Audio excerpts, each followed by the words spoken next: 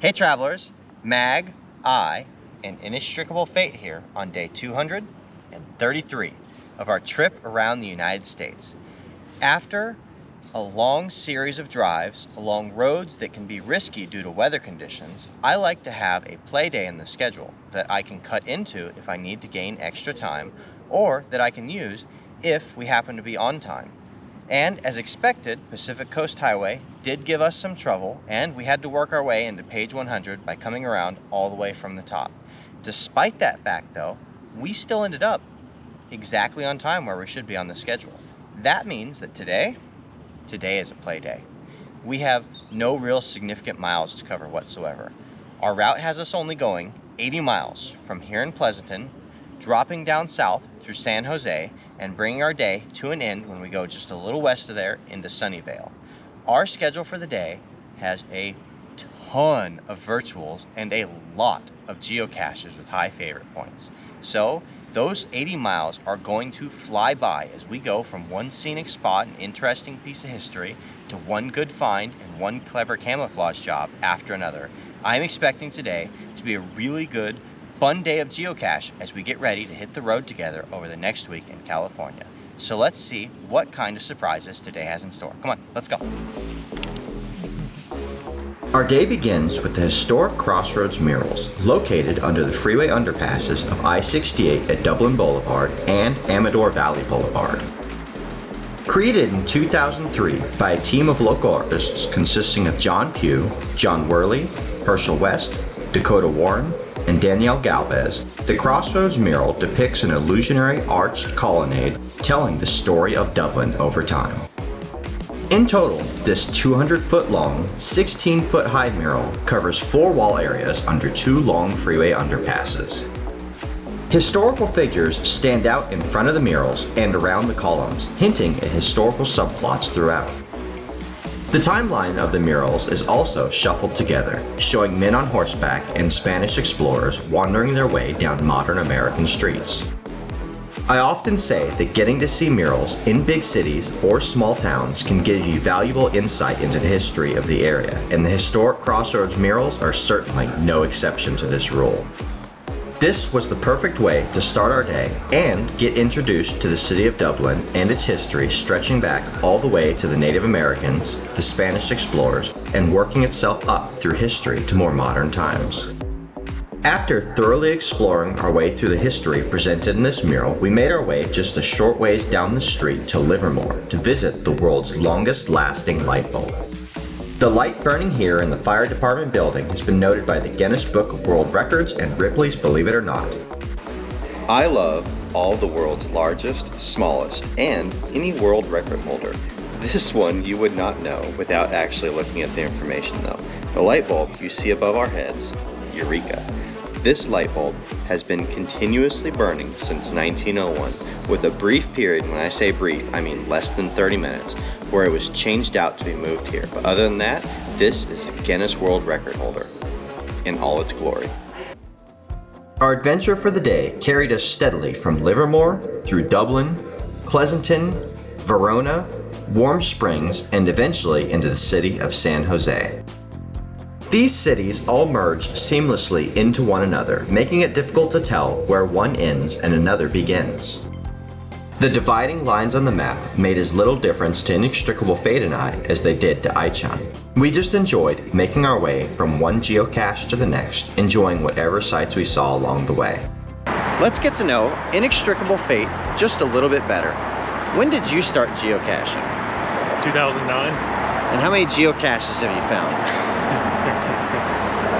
I've logged about 26,000, but probably close to 30,000 now. Yeah, he's about 6 years behind on his logging, so he has the ways to go to catch up and actually know what counties he's done, what Japanese prefectures, heck, even some of the countries are on the waiting list, right? Yeah. And you just did a geocaching trip before you came out to meet me, right? I did a trip of my own, kind of a pleasure trip to Japan, during which I found about 50 caches. How many prefectures do you think that covered? That trip, having done maybe 27 with Active Planner previously, think I only got about 10 new prefectures on that trip, even though I did about 20. So not just county caching in the US, but also caching in prefectures and provinces in other countries as well. Well, we are very excited to be able to geocache with you for the next week, Fate. To be here finally. Lots of good geocaches coming up in the next week as we cross our way across California back to Las Vegas once again. Since we found ourselves geocaching in an urban environment all day long, we had to start with the very typical urban geocaches to get things kicked off. And really, who can geocache their way through a series of cities without stopping off to lift at least a few lampposts? Am I right? I didn't just make a find, I made a new friend too. Hey little guy, you wanna come hang out with me?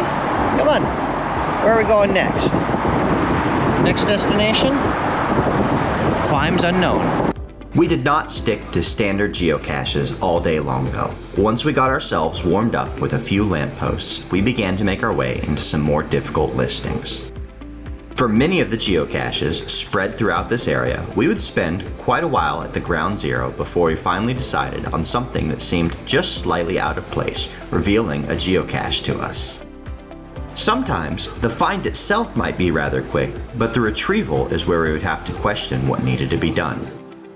This one seemed a bit obvious in the intended method of retrieval. With it hanging as high in the tree as it is, and with only one bolt securing the box to the back of the rod, it seemed obvious to us that all we needed to do was turn this thing over and dump it out onto the ground. We were very happy to find that the container that came out was fully loaded with swag. A good time to take a closer look and see what might be available inside for trade. Already, sitting there at the bottom, I spy a prize that I simply can't resist swapping out another item for. Hand it over, Fate. I've got to get my hands on that one. A Lego spider web. This is pure gold right here, so I am actually going to trade for this. And I went ahead and loaded this thing up with even more swag now. This is a pretty good geocache, and whoever finds it next is going to have plenty of items to trade from. Today was a very good day to have an experienced finder like Inextricable Fate join Aichan and I on the road, as many of the geocaches that we came across were extra clever. Without his help, it seems very likely that we would have spent significantly longer on many of these geocaches or been unable to extricate the logbook or the container from its hiding place.